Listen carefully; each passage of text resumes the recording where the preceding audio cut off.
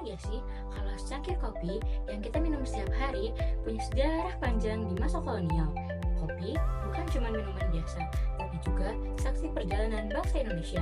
Di Indonesia, kopi adalah warisan, perlawanan, dan jejak kolonialisme.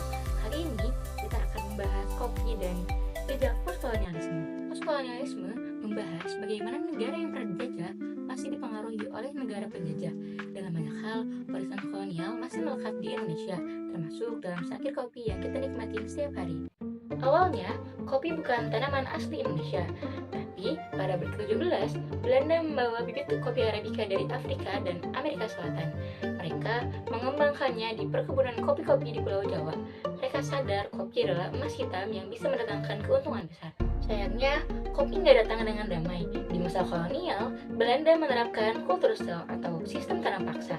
Petani pribumi dipaksa menanam kopi tanpa mendapatkan keuntungan yang layak.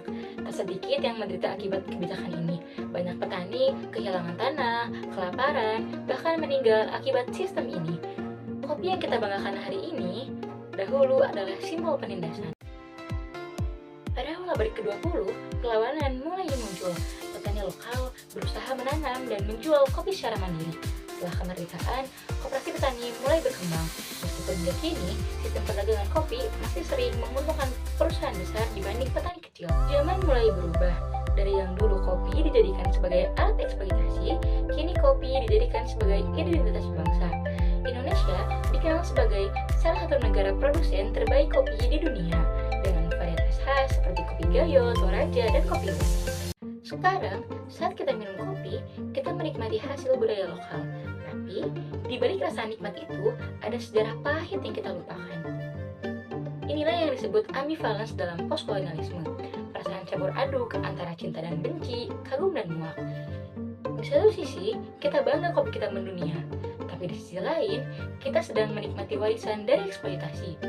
Perasaan campur aduk antara kenikmatan dan luka sejarah.